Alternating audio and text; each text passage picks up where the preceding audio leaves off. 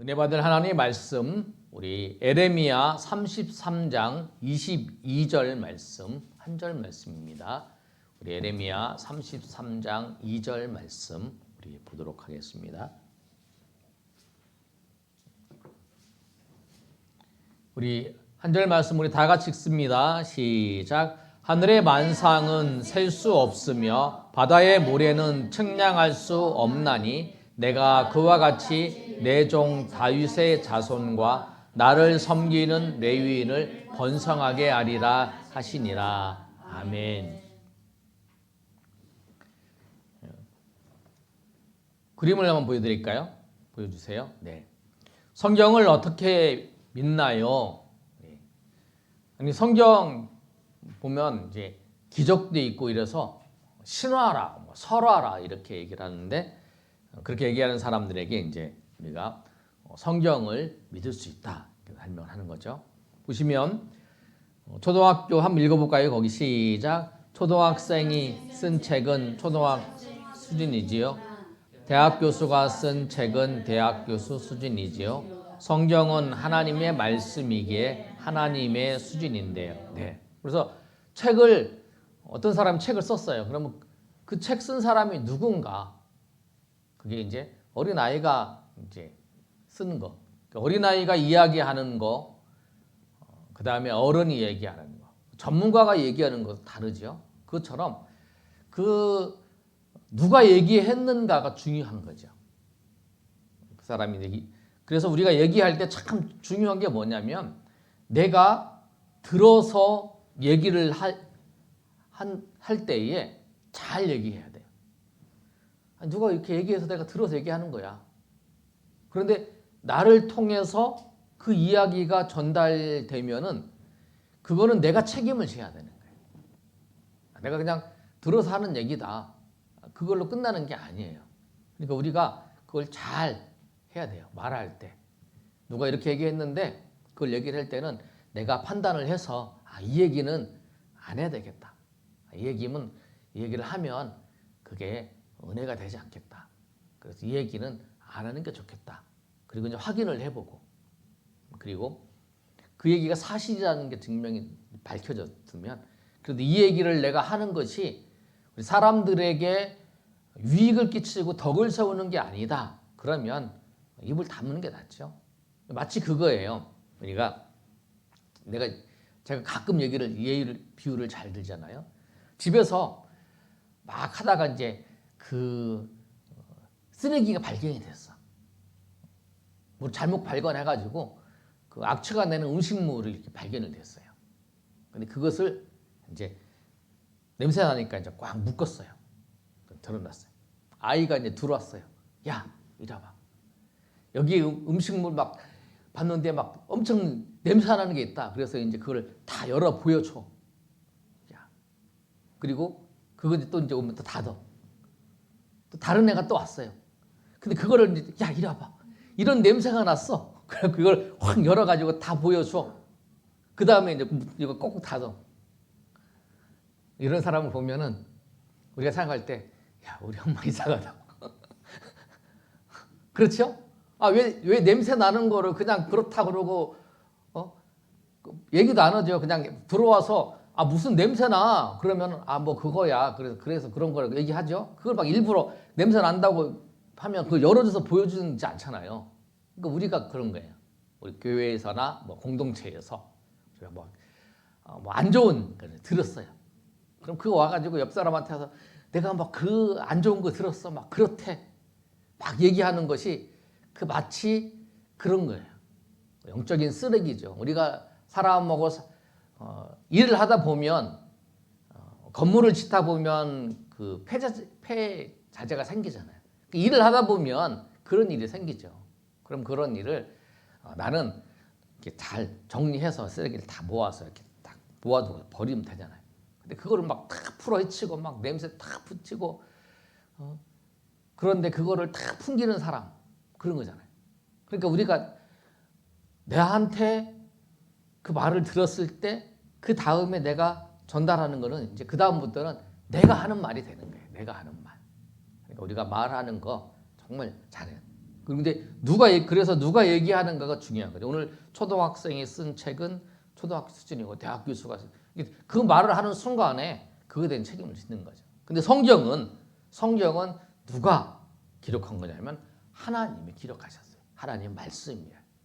그래서 거기에 대한 권위가 있어요. 그 내용이 어떤가 우리가 잘 이해하지 못하는 것도 있을 수 있어요. 그러나 하나님이 말씀하신 거잖아요. 그래서 오늘 보면 자, 그 다음에 한번 읽어볼까요? 자, 시작.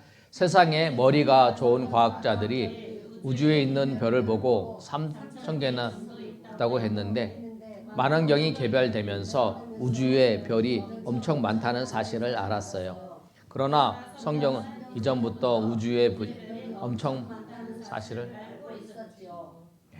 그러니까 하늘의 만상을 셀 수 없다라고 얘기했잖아요.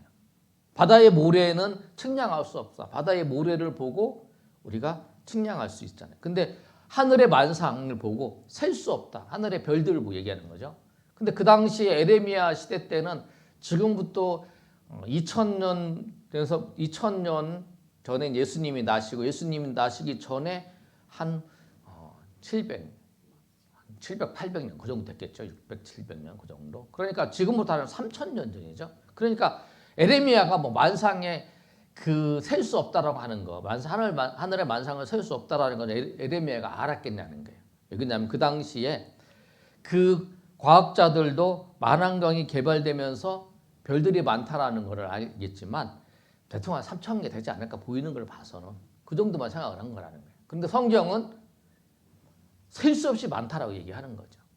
그러니까 에레미야가 이해를 하면서 그 말을 한 게 아니라 영감을 통해서 기록한 거기 때문에 하나님의 말씀을 기록한 거기 때문에 그래서 그 이해하든지 이해하든 못하는 그렇게 말씀을 한 거예요. 그래서 우리는 성경을 믿을 수 있는 근거는 뭐냐면 하나님이 말씀하셨기 때문이라는 거예요. 아멘.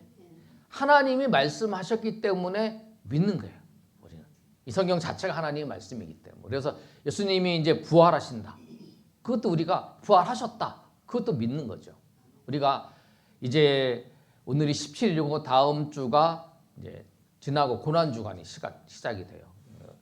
3월 31일이 부활절이에요.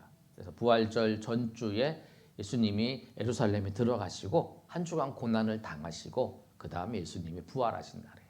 그래서 그 다음 주가 이제 고난 주간이 시작하는 주간인데, 그리고 예수님이 부활하셨다. 그리고 부활하신 몸으로 예수님이 40일 동안 이 땅에 계시다가 천국에 즉 하늘에 올라가셨다. 그리고 그 예수님이 다시 오신다. 그리고 예수님이 다시 오실 때에 우리 죽은 사람이 다 부활된다. 다 살아난다. 그리고 살아있는 사람은 신령한 몸으로 변화된다. 그 말씀만. 당신이 봤어? 우리 안 봤어요. 예수님이 부활하신 것도 봤어? 나 안 봤죠. 근데 성경이 말씀하시는 거예요. 하나님 말씀이. 우리 예수님이 부활하신 걸. 그래서 내가 안 봐서 그거 아니야. 성경이 말씀한 거기 때문에 그렇게 확실한 거예요.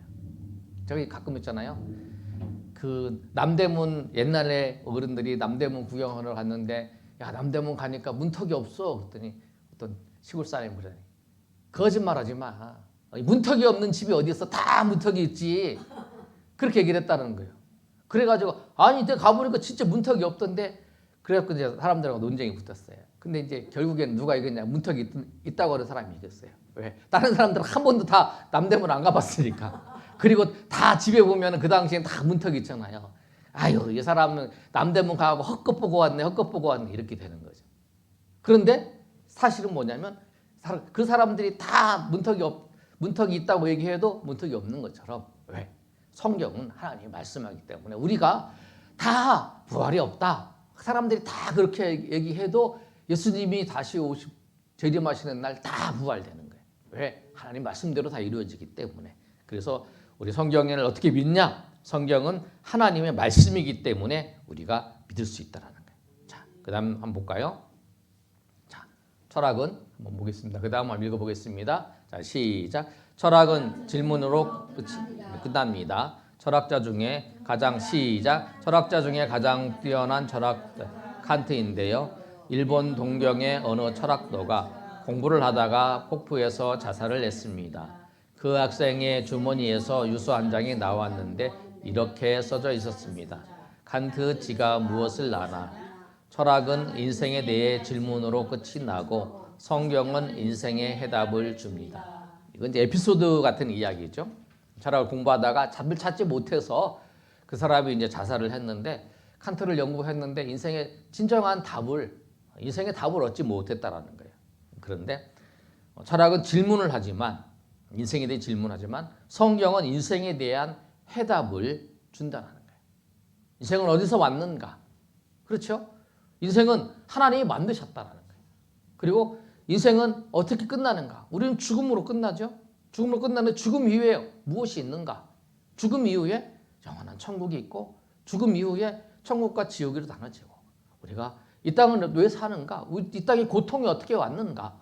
고통은 이 세상의 죄 때문에 이 세상에 고통이 왔고 이 세상의 고통과 모든 그 죄를 대속하시기 위해서 누가 오셨나? 예수 그리스도가 오셔서 우리를 다 구원하시고 우리를 하나님의 자녀 삼아주시고 결국에는 우리를 천국으로 인도하는 거예요. 우리 인생의 큰 그 목적을 아는 거라는 거예요.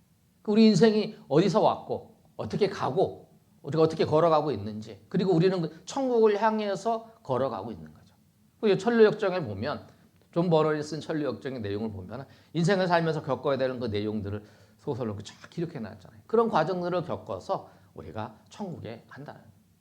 예수님 믿고 난 다음에 우리가 어려움도 있고 다 천국에 가기 위해서 다 고난도 있지만 그런 것을 다 극복하고 간다라는 거죠.